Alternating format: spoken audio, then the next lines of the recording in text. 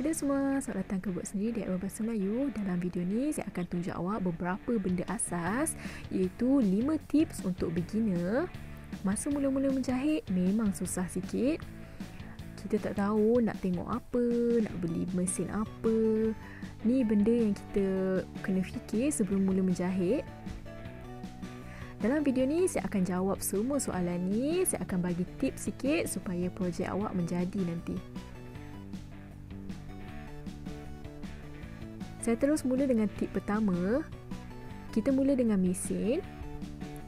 Macam saya cakap tadi, orang akan tanya mesin mana yang nak beli. Dalam internet ada banyak info mesin mana yang paling bagus, jenama mana yang paling bagus. Masa awal-awal ni tak perlu beli mesin yang paling mahal ataupun paling canggih. Sebab untuk mula-mula ni memang susah sikit. Selama ni memang saya selalu guna mesin ni. Ni mesin pertama saya. Ni Singer Tradition. Ada banyak jenis model Singer sebenarnya. Saya rasa mesin ni Singer Tradition ni memang elok untuk beginner. Saya beli ni dekat supermarket. Kadang-kadang supermarket ada promotion untuk benda-benda menjahit. Boleh dapatkan mesin Singer Tradition ni dalam RM400 je. Boleh juga beli online. Tapi saya rasa untuk RM400 memang berbaloi bagi mesin yang bagus untuk awak belajar. Dia tak banyak program pun, tapi dia ada program-program yang standard macam jahitan lurus, jahitan zigzag. Awak boleh buat semua benda macam yang saya cakap tadi. Hampir semua projek kat saluran ni saya guna mesin ni je. Tapi ada juga mesin lain. Mesin lain yang bagus untuk beginner ialah W6. Tu mesin menjahit yang berharga. Bagus juga sebab harga dia berpatutan. Lagi-lagi untuk mesin pertama. Dia ada banyak langkah. Bukan langkah, maksud saya jenis jahitan. Saya akan tunjuk awak apa yang awak perlu perhatikan. Awak boleh tengok Singer ataupun W6 yang ada banyak mesin untuk beginner. Awak tak perlukan mesin yang boleh mengait. Awak perlukan mesin yang ada 2 roda ni je. Satu untuk panjang jahitan, lagi satu untuk jenis jahitan. Macam mesin saya ni, awak boleh nampak dia ada banyak jenis jahitan. Contohnya jahitan lurus yang memang banyak guna. Jahitan zigzag yang berbeza. Mesin saya ada jahitan lain lagi. Tapi saya tak nak cakap banyak pasal tu. Tips saya, awak jangan beli mesin yang paling mahal. Cukuplah beli mesin yang untuk beginner. Harga dia pun dalam RM400 je. Cukuplah untuk mula-mula ni. Kebanyakan mesin jahit ada dengan manual sekali. Awak bolehlah guna. Ada banyak tips kat dalam. Ada cara nak masukkan benang. Lain mesin, lain cara masukkan benang dia. Kalau awak nak info pasal mesin jahit lagi, saya akan buat video pasal mesin jahit pula. Awak tengok je saluran ni nanti, video tu akan lagi detail.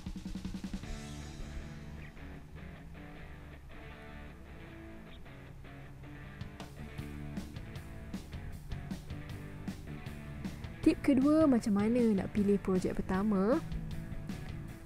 Ada orang yang mula menjahit, dia terus nak jahit baju ataupun benda-benda lain yang hebat. Mesti nak terus mula. Tapi projek pertama ni penting sebab awak kena latih dulu.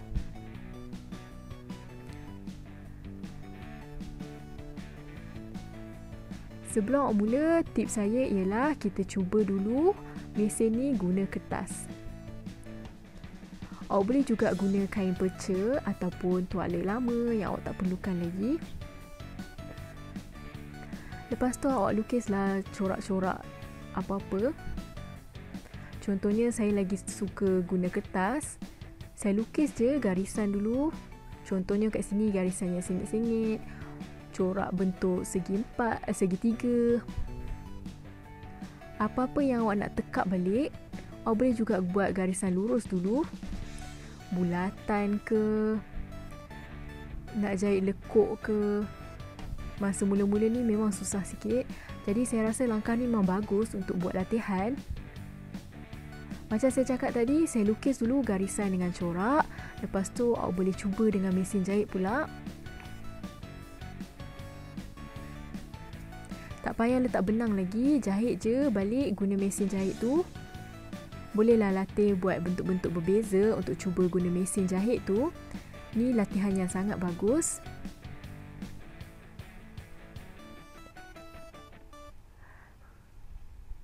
Bila awak dah buat, bolehlah awak latih kat kain pula ataupun awak cuba sambungkan kain.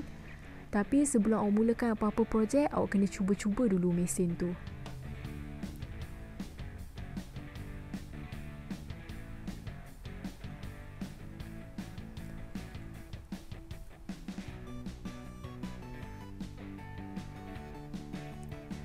Macam saya cakap, awal-awal ni memang susah sikit nak jahit atas corak ni. Contohnya, saya still rasa susah nak jahit bentuk yang kecil. Memang tak senang.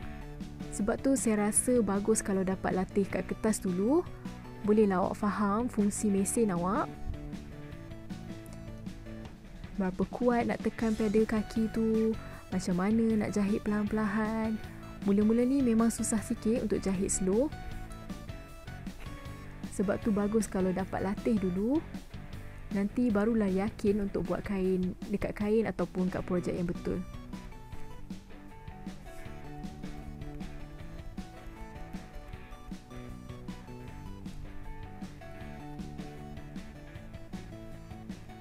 Sebelum awak buat projek yang betul, ada lagi satu tip, iaitu kena pilih kain yang betul. Selalunya orang mesti nak terus cuba jahit baju. Tapi lagi elok kalau awak pilih projek yang senang dulu. Untuk mula-mula bolehlah buat beg yang kecil ke, senang je. Ataupun yang senang untuk mula-mula ni, curtain ataupun sarung bantal dengan zip. Bolehlah tengok saluran ni, ada banyak projek untuk beginner.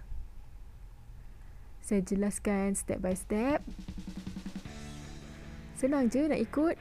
Selalunya ada corak dia sekali. Maksudnya semua benda dah ada dalam video tu. Awak perlukan kain dia je. Kain yang paling bagus untuk mulakan projek ialah cotton. Dalam semua jenis kain, kain cotton kain yang paling senang nak guna. Senang nak jahit, dia tak bergerak sangat, dia tak stretchy. Jadi senang nak jahit. Kalau stretchy susah sikit, kena berhati-hati supaya dia nampak cantik. Kain cotton memang senang nak jahit sebab dia tak akan bergerak. Dia kuat, memang senang untuk potong dia, gosok dia.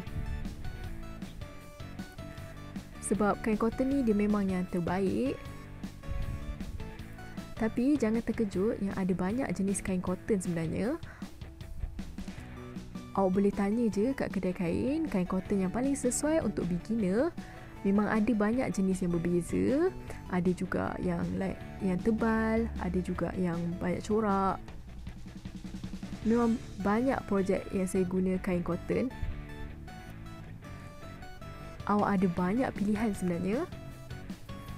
Maksudnya awak kena latih dulu dengan kain cotton sebelum awak guna kain lain macam sutera ke ataupun kain jersey.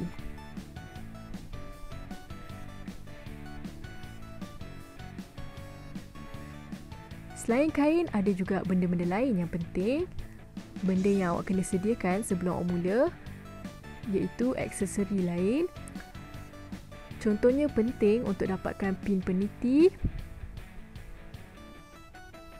kapur kain, pensel untuk kain, benang yang betul. Nanti saya akan explain lagi.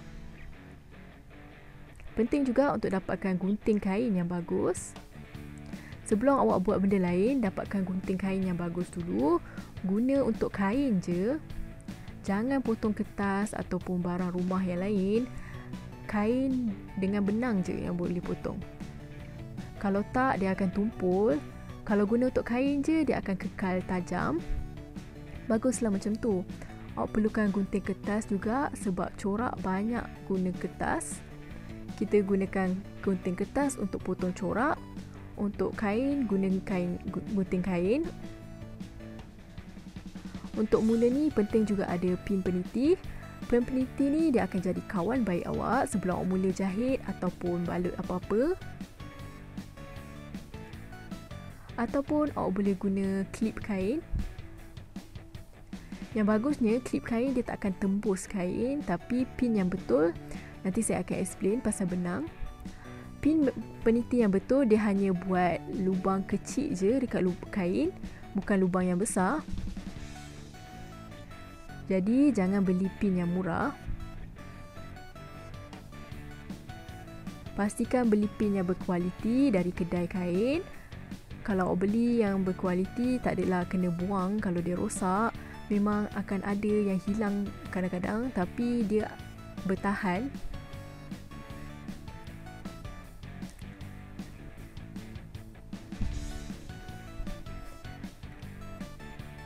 Pin peniti yang murah dia senang bengkok.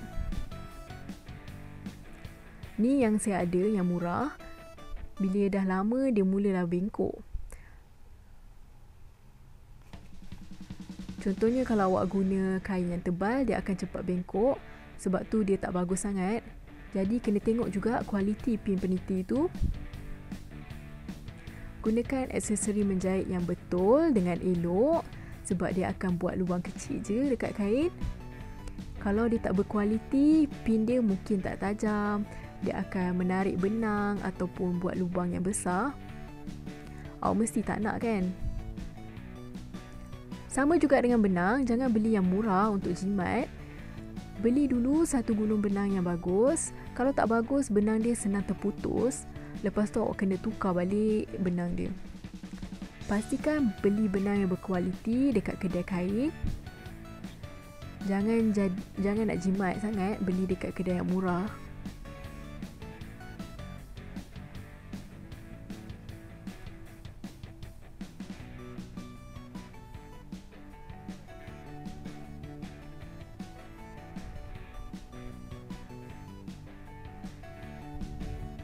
Tip terakhir saya pun ada kaitan dengan barang-barang. Awak kena hati-hati sikit bila menjahit. Dari mula lagi, awak kena buat kerja dengan kemas. Maksudnya sebelum jahit, pastikan pin dulu. Supaya tak ada benda yang bergerak. Mula-mula ni memang susah nak letak 2 lapis sekali. Memang susah nak jahit supaya dia tak bergerak. Itulah fungsi pin peniti dengan klip kain. Supaya semua step tak bergerak dengan dia kekal kemas.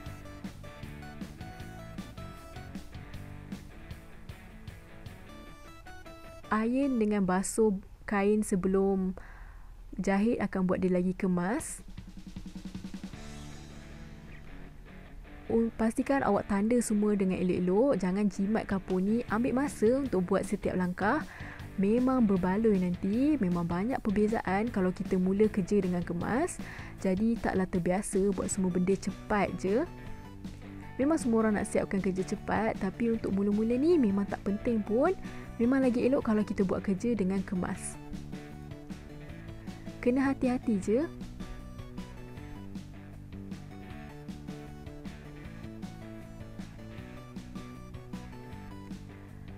Kalau nak tips lagi untuk barang-barang yang awak perlukan, fungsi semua barang, saya akan buat video lagi. Saya akan tunjuk semua benda yang awak perlukan selain pin peniti, benang, ada lagi benda-benda lain yang awak perlukan. Ni je benda penting yang awak perlukan. Sebab tu saya letak dia kat sini. Tapi ada banyak lagi benda yang boleh bantu awak masa buat projek nanti. Saya harap awak suka video ni. Lagi-lagi untuk bagi pengenalan benda-benda untuk pengenalan benda-benda dengan untuk hati-hati masa menjahit. Kalau ada soalan lagi, bolehlah tulis dekat komen kat bawah. Kalau rasa video ni membantu, bolehlah bagi thumbs up. Kalau nak tengok video-video macam ni lagi-lagi video tutorial untuk beginner, bolehlah subscribe saluran ni. Tekan butang lonceng supaya tak terlepas video-video baru. Kita jumpa lagi lain kali. Bye.